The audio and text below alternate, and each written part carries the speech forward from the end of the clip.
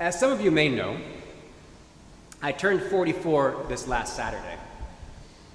And while I know that's still quite young, I had the startling realization that I'd quietly reached middle age. I mean, I don't feel very old, but I'm halfway to 88. I know, Mary, that's still very young. 88 is considered a very full life, or 98. It's a wonderful thing to shoot for. But of course, age is a relative concept. What seems old to us when we're young is, in retrospect, seems so young is the minute we encounter that age. And when you talk about other species of living things, what is old shifts radically as well. The lifespan of the female mosquito is roughly 50 days. Sadly, the men only live 10. Whereas there are certain trees, like Methuselah, a great basin bristlecone pine in California that's some 5,000 years old. And yet it's not the oldest living creature or organism on Earth. That honor goes to Pando, which is generally thought to be some 80,000 years old. But it wasn't discovered until 1976. Pando is a clonal colony of individual male quaking aspen, occupying some 180-odd acres of land a mile southwest of Fish Lake in southern Utah. Aspen possess a singular root system and expand by putting out new shoots that are genetic clones. Of course, it brings new meaning to that saying that sometimes we're not able to see the forest for the trees. I learned about Pando in an interesting book by visual artist and technologist James Bridle called Ways of Being, where he invites us to think beyond human intelligence and to notice all the other intelligence in the natural and artificial worlds. Like with the example of Pando, he points out all of the ways that humans fail to see the intelligence that surround us, simply because we lack the frame of reference to see it. For instance, it took humanity so long to discover Pando because we didn't think to look under the soil, to see the ways that the aspen was networked. We simply couldn't see the forest for the trees. Of course, we do this all the time. We get so stuck in our initial limited perspectives that we fail to notice other ways of being. I think that happens in today's gospel. At the outset of this relatively short story from Luke's gospel, there are 10 men who are suffering from some sort of skin disease. The disease made them ritually unclean, which of course meant that they couldn't participate in the temple services and rituals that were at the center of their faith and their culture. And they were not even able to practice their faith. These men stood outside of the community as well, likely feeling alone, abandoned, and desperate.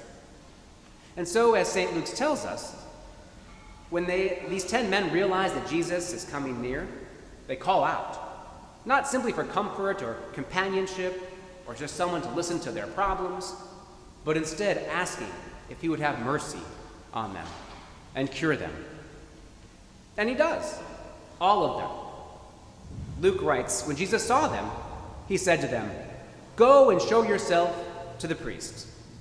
And as they went, they were made clean, all of them. Luke continues, then one of them, when he saw that he was healed, turned back, praising God with a loud voice. He stretched himself on the ground at Jesus' feet and thanked him. And he was a Samaritan. So cool. A rather straightforward story, except that it's only one person who returns. And Jesus notices that immediately, asking, were not 10 made clean? But the other 9, where are they? Was none of them found to return and give praise to God except this foreigner? Jesus' response, I think, is pretty understandable on the surface. He just cured 10 men, instructing them to go to the temple, something they've not been able to do for who knows how long, and to show themselves to the priests, so that they might return both to their faith, their community, and their families. Jesus, in other words, did exactly what they asked him to do. And they did what he asked them to do. And yet, of the 10 he made clean, only one bothers to come back and to thank him. It's at this point in the story we might get stuck in one field of reference, only one way of understanding the story. Because we don't have all the details, we start supplying them. We start imputing intentions to the characters in the story. We assume Jesus is thinking, and how we understand that determines how we understand the story. What does Jesus mean by his statement, "Were not 10 made clean? But the other 9, where are they?" It's not clear what he means. Is this a word of judgment? Is it something he's just pondering? Did he expect all of them to come back? Was he surprised that one came back? Is he confused? Or is he hurt? Is he disappointed or angry? Frankly, we're not sure how to interpret any of this. What we do know is that he gets over it pretty quick and shifts his attention to the one in front of him, and then offers this blessing, saying, "Get up and go on your way. Your faith has made you well." And this is where we witness a peculiarity. Like we've already noted, Jesus healed all of them. All of them. St. Luke was quite clear about that. So why does Jesus now say, "Your faith has made you well," if they've all already been made well? As it turns out, it comes down to how you translate a single Greek word. The word sozo can indeed be translated as made well, as we have it, in the sense of being healed, but it can also be translated as saved, in the sense of being brought through mortal danger. And it can be also translated as made whole, in the sense of being completed and made to be what you were meant to be all along. So 10 were indeed made clean, but only one was saved. 10 were made clean, but only one was made whole. 10 were made clean, but only one recognized it and gave thanks. And in giving thanks, became what God had intended him to be all along: complete, whole. Yes, in deciding to give thanks, this man is able to change his field of reference, to think differently. He's able to find a new way of being, and this one Samaritan, I think, discovers the very correct nature of reality. Yes, I believe he isolates the very secret to life: gratitude. Noticing grace, seeing goodness, paying attention to healing, stopping to take in blessing, and then to give thanks for the ordinary and extraordinary graces of life together. This is the secret to a good life, and it's at the heart of a saving faith. Look, I know these things that I mentioned, noticing blessings and giving thanks, can seem like such small things. And yet I swear to you that they can make all the difference in the world, create a whole new way of being, can change the way your very body feels as you move through space. I know this because I've seen it. I was sitting at youth group with a young teen recently, and we were casually chatting over dinner when I mentioned how much I missed his grandma, who had died within the last year. He got quiet. A few big tears trickled down his cheeks. And he said, "You know, I wasn't as close to my grandma as I could have been. I live in a different state. I didn't see her too often." I nodded and smiled back at him, now with a tear in my eye too. But he continued, "I'm sad because I had several opportunities to come and visit her over the summers, but I didn't. I didn't come because I was scared of being away from my parents and coming alone. I wish." And at this point, he trailed off into silence. We took a couple of breaths together, and I invited him not to live in a world of regret, but to see things from his grandma's point of view. She loved you. She still loves you. Right now, she's in the fullness of God's loving embrace, and it's from that place that her love is still radiating out to you, right here, right now.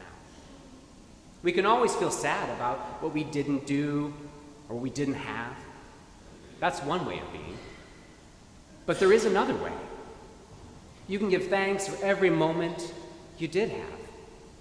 You can give thanks for your grandmother's love that's still here, still felt, in your own heart. You have the rest of your life to experience your grandmother's love, for it lives inside of you and continues to today. You can turn your back on those feelings of regret and instead turn towards what is good and what you can be grateful for. When you do, you'll feel her love more clearly. I shared this story because it was a deeply moving moment for me. I don't know if this young man will always choose the way of thanksgiving in his life, but I know he experienced it that day. He was able to embrace deep gratitude, and I saw something visibly shift in his body. Instead of seeing only the individual trees, he found himself living in a forest of gratitude. My friend, here is what I find most amazing. This gratitude which restores and heals and completes and saves us, this gratitude, it's available to each of us every moment of every day. In the sunny moments of life when we rarely pause to notice it, and in the bittersweet moments of the fall when the sun sets earlier and earlier. God's grace abounds. Will you see it? Will you open your eyes to look? Will you change your field of reference? Will you see the blessing all around you? Too often, we end up in one way of vision, one field of vision. We forget to turn and look. We just stare ahead. I see God's grace this morning. I feel it in my heart, and I see it in your faces. You are made well. You are healed. You have done what Jesus commanded. You have come and you've shown yourself to your priest. And I can witness to God's healing in your lives. Now it's up to you. Will you turn around? Will you choose to live lives with gratitude at the center? Lives noticing grace, preceding and following you? To find a new frame of reference that will allow you to see the forest for the trees, let me invite you to stand up. Please stand up. To stand up and look around you. To look and see the other trees of God's forest. Look around. Take a moment. Give thanks that you are not alone, that you have these people in your life. That even as we grow and age, that we are part of God's grateful grove. Today, may you find the blessing of gratitude. Amen.